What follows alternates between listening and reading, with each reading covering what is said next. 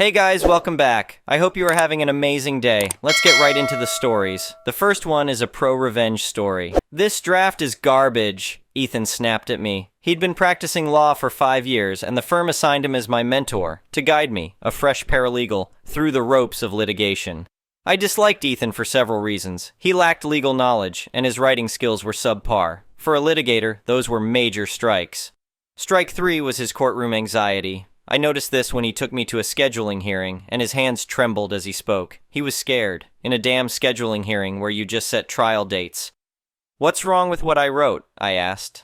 "Not what I requested," he said, turning away. But when I checked his email from 2 weeks ago, I saw that my draft matched his instructions precisely. I knew what was up. He'd delete my billable hours for the draft and claim he did it himself, leaving me short of my monthly quota. He'd done this before. My work would end up on a partner's desk without my name. Our firm's advanced internal network allowed me to find evidence of him plagiarizing my work. Ethan embodied the typical young downtown lawyer. His shoes always gleamed. He wore tailored suits thanks to his wealthy background. Everyone assumed he'd make partner. Me, on the other hand, I was going nowhere special, so maybe he thought it was okay to mess with me. Big mistake. I resented having my billable hours messed with. I was already labeled as one of the juniors who didn't bill enough, and the partner overseeing our team was pressuring me. I reported Ethan's actions, but the partner didn't care. It was like being back in school, showing up with bruises, and the principal shrugging it off. "You'll just have to work harder or smarter," the partner said when I reported Ethan's latest stunt. I couldn't work harder. I was already pulling 6-day weeks, but I could work smarter. That night, I hatched a plan. With Christmas approaching, I'd give Ethan a little present. On December 24th, a memo purportedly from the partner landed on Ethan's desk. The old-school partner preferred paper over emails, so a physical memo wasn't unusual. Ethan walked over to the junior cubicles and handed me the same memo, retyped by his secretary, making it an assignment from him to me. The task required delving deep into admiralty law's relationship to common law and constitutional separation of powers. "But this is a huge assignment," I whined, "and I'll be away. Can't someone else do it? Is it really urgent?" The memo I'd forged stressed its urgency, but Ethan couldn't double-check with the vacationing partner. "No can do," Ethan said. "This is a big deal. Let HR know. Maybe they'll give you overtime." He turned, thinking he'd ruined my holidays. But he was mistaken. I'd written a paper covering the same topic for a class. So I only needed to find the old floppy disk, make some tweaks, and voila, a detailed memo on obscure admiralty law with references dating back to Lord Coke's time. I put it together and took my holidays as planned, staying local since I couldn't afford to travel. I dropped by the office during the break, sending emails and docketing time for the alleged research. When the holidays ended, I was back in my cubicle with a mountain of work, and Ethan approached me, dressed impeccably with a gold watch and cufflinks. "Where's that memo? You were supposed to have it on my desk when I got back. I've got a meeting at noon." "Just finished it this morning," I said, handing him the lengthy, warm-from-the-printer memo. Ethan felt its heft and smiled, turning away without a word. Just before lunch, I heard a commotion down the hall. A loud "fuck!" and then a door flung open. It was the partner, screaming for Ethan to get his ass into his office now. I had the pleasure of watching Ethan scramble down the hall. "Just what the fucking fuck is this?" the partner said, holding my handiwork at arm's length. Ethan mumbled something, and the partner ushered him inside. I heard more shouting, muffled excuses, and then the partner's door flung open again. "Alex, get your ass in here too," the partner said, and I hustled in. "Did you write this fucking memo?" the partner said. I took it from him and looked it over. "I wrote it. The cover page has been changed to remove my name, but other than that, it's mine. I spent all Christmas on it. Is there something wrong with it?" The partner exploded. "Is there something wrong with it? Something wrong? I'll tell you what's wrong with it. It's fucking useless. Totally useless." I explained that I'd followed Ethan's instructions to the letter and docketed over 100 hours on it. At this, the partner really lost it. He told me to fetch Ethan's memo. When he read it, his face turned crimson. He dismissed me, and from my cubicle I couldn't hear the full chewing out Ethan got, but the grapevine soon filled me in. The partners were furious that Ethan had wasted over 100 hours of a junior's time on a useless prank task and questioned how he hadn't realized it was a prank. Was he an idiot? I wasn't blamed, of course. I'd been working under Ethan's close supervision, Ethan didn't get fired, but there were good outcomes for me. The partner instructed me to send him copies of any memos I wrote for Ethan, ending him taking credit for my work. Ethan also stopped deleting my billable hours. Plus, I got a belated Christmas bonus for sacrificing my alleged vacation to write the stupid memo. I hated working there, but whenever times were tough, I'd think back to the case of the forged memo, and that always brought a smile to my face. The next one is an entitled people story. I've lived in my house for over 15 years now and have never had any issues with my neighbors. We all respected each other's privacy and property. That changed when the Jones family moved in next door about a year ago. Right from the start, I could tell they were going to be troublesome neighbors. They have 3 young kids who are often unsupervised and out of control. The parents, Mike and Sue, don't seem to care at all about disciplining them or keeping an eye on them. The first incident happened only a couple weeks after they moved in. I came home from work one day to find my mailbox smashed and the post laying all over my lawn. I also noticed toilet paper strewn about in my trees. It was obvious some mischievous kids had done it.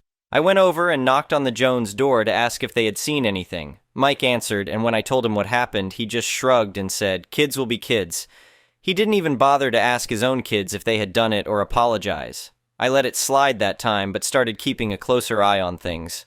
Over the next few months, there were more minor incidents like that. Things broken or moved around my yard, sometimes garbage strewn about. I even witnessed the Jones kids trampling my flower beds a couple times, but they ran off when I yelled at them. Each time I brought it up to the parents, they made excuses like, "They're just being playful," or "boys will be boys." They never once apologized or offered to make things right. It was infuriating how little they seemed to care. The final straw came on Halloween night. I was away for the evening at a work event and didn't get home until close to midnight. As I pulled into my driveway, I was horrified to see that my front yard had been totally trashed. Toilet paper was everywhere, draping the trees and bushes. Eggs had been thrown all over my front door and walls. But worst of all, several of my Halloween decorations had been destroyed. Smashed pumpkins, broken tombstones, ghosts hanging in trees with holes ripped through them. I was livid. This was no longer just harmless mischief. It was mass destruction of property. I immediately called the police to file a report. The officer who came by said it was obviously done by a group of kids, but with no proof, there wasn't much he could do. The next morning, I wasted no time marching next door to the Jones house. Mike answered the door, reeking of alcohol, clearly just waking up. Before he could even say hello, I launched into an angry rant about what his rotten kids had done to my yard. I told him I had enough of their vandalism and illegal behavior and that they had gone too far this time, destroying hundreds of dollars of decorations and damaging my property. Mike just stood there blinking at me, stunned. When I demanded he pay to replace my ruined decorations and apologize on behalf of his children, he finally spoke up. "Hey now, don't go making accusations without proof it was my kids." I couldn't believe his audacity to try and defend them. I pointed out that I had been documenting every incident since they moved in. I told Mike that since he refused to take responsibility and control his kids, I would be taking legal action. He smugly replied that I didn't have any evidence, so good luck with that. Well, that did it for me. I immediately went home and reviewed my security camera footage. Sure enough, it clearly showed his 3 kids wreaking havoc on my lawn Halloween night, taking baseball bats to my decorations while laughing. Gotcha. I wasted no time calling my lawyer and scheduling a consultation about my options. He looked over my documentation and the video footage and agreed I had an excellent case for a civil suit against the family. We ended up filing papers suing the Jones family for the cost of replacing my destroyed decorations plus emotional damages, lawyer fees, and court costs. That finally got their attention. They were served the paperwork and realized I meant business. Shortly after, I received a call from a much more sober and concerned-sounding Mike Jones. He apologized profusely and assured me they wanted to make things right and settle, no need to go to court. I told him I would only discuss a settlement with their lawyer present. In the end, we settled out of court. The Jones family paid me over $2,000 to replace the destroyed items and cover court and lawyer fees. Even better, as part of the settlement, Mr. and Mrs. Jones had to sign legal documents assuming all liability for any future vandalism, theft, or damage their kids cause on my property. And they had to write me a formal letter of apology. Success! Those bratty kids did a real number on my decorations, so the money came in handy to replace it all. And now I had legal recourse if their misbehavior continued. But best of all, I finally received an apology and admission of responsibility from those negligent parents. It just goes to show it really pays off to document issues and stand up for yourself against unjust behavior. I'm just glad I decided to invest in security cameras a while back. Now the Jones know I won't tolerate destruction of my property. Maybe they'll finally start disciplining their kids. The next one is a petty revenge story. So this one is actually about my late mother, who wasn't one for putting up with other people's crap.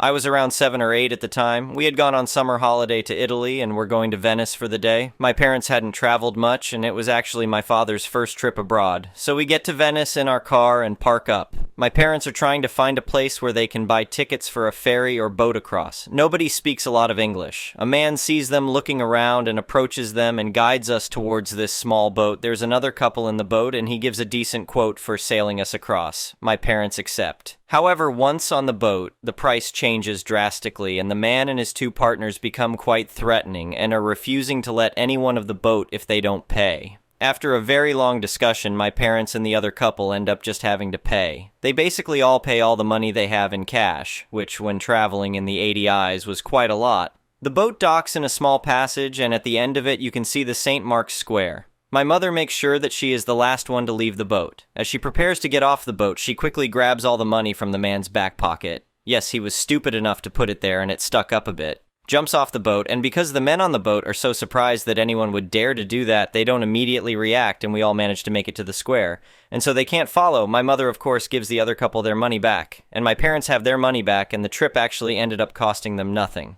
Thinking back, I have to say I am still impressed that she had the courage to do so. The next one is a malicious compliance story. Let it be known that this story isn't coming from someone delivering malicious compliance, but rather I was the victim. In all seriousness, it's a funny story that me and my mother look back fondly on. To preface this, I had a bit of a drinking problem, not with alcohol, but with soda. As a kid, whenever we go out to eat, my drink of choice was Dr. Pepper, Pib Extra, or similar drinks like that. Throughout the waiting time, dinner, and as we're finishing up and waiting for the check, I would get refill after refill. My mother would comment that I drink like a fish. You get the idea. This happened in a local Mexican restaurant and bar where we had a family dinner. It was me, my sister, my mother, and my stepfather and stepbrother at the time. We sat at the table and ordered our meals. By the time our plates were brought to the table, I had already downed 2 tall glasses of soda. As we were eating our meals, I would get refill after refill of more and more soda. When I had asked the waiter for my 5th, maybe 6th refill, my mother was understandably annoying. Most likely, the waiter was even more annoyed having to go back and forward so frequently just to quench my thirst, but then he had an idea. With none of us the wiser, he plotted some juicy revenge. While we were finishing up, the waiter had snuck to the bar to find the biggest beer mug he could find, one that can hold a gallon of liquid. Then he went to the soda fountain to fill that mug up to the brim. To add insult to injury, he even grabbed like 5 ice cubes and plopped them in. He presented his masterpiece of karma right in front of me, and with a smug look, he put my straw in. That straw just sank to the bottom, as his was just too short for this absolute pool of soda.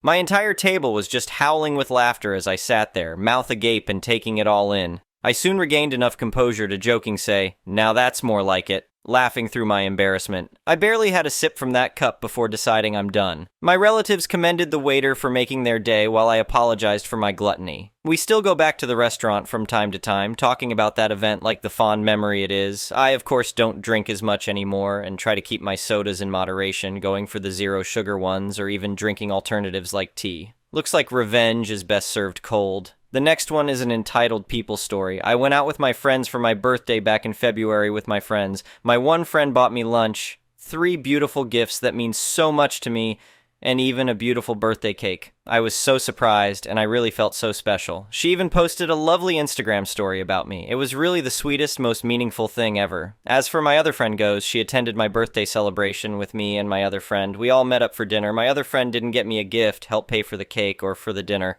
I'm not looking for anything, and I'm sure I sound very selfish, but the thing is my friend always spends so much money on her boyfriend, like she dropped $2,500 on his Christmas and birthday gift. No, I'm not looking for anything like that. My friend goes from spending so much money on her boyfriend to getting herself in financial problems and constantly getting her card declined. I'm so confused by her financial situation. TBH, I'm pretty hurt that she didn't get me a gift. I'm not looking for anything crazy, but just a token of appreciation will be nice. So the thing is, my friend's birthday is in June, and is already planning for her birthday. It seems the generous friend, the one that gave me such a lovely gift, cake, etc., won't come because she just started a new job. So it would be me, my friend's brother, and possibly her toxic boyfriend. My friend is already talking about going out for her birthday dinner. She's already making plans and suggested that we have to go out for her birthday dinner. She's very excited and deep in making these plans. But I don't know how to tell her that I'm not covering her half, or if she even expects me to cover her for her birthday.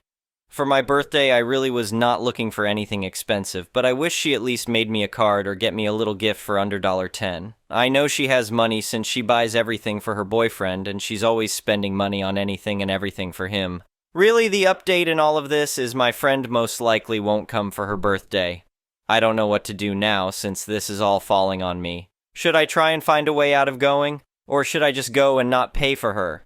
This is all so awkward and I'm confused of what to do. The next one is an entitled parent's story. So, context here. I'm F28 and had my daughter Ida 3 months ago, my wife F35 Taylor, my stepmother Mary 45, and stepbrother Tom 11. Tom and I weren't close until I was pregnant. During the pregnancy, he became really interested in me and the baby, and actually became quite clingy and needy on me. I felt weird, but when I tried to retreat, Mary and my dad said I was being cruel and miserable, and I had the chance to be a good sister, but was being selfish and rejecting him. Along with the pregnancy hormones, it made me feel guilty, so I let him still come round a lot. Taylor has a chilled attitude, so has kept calm and just said she wants what I want, even though he has become resentful of her. I made it clear she was my wife, and any disrespect to her would mean he had to leave. He became focused on my bump and was touching it all the time. Mary thinks he's autistic, but no doctor has ever diagnosed him. I had Ida 3 months ago, and she's the best baby ever. She's so perfect, and I've loved seeing my wife become a mother. She's a natural at it, and it's depend on our love for each other. I've decided to breastfeed and then pump so Taylor can use the bottle to feed as well. It's been going pretty smoothly, and honestly, it's something that allows us to bond with Ida. Often Taylor will lay with me whilst I breastfeed, and we will spend time together with Ida sleeping on my chest.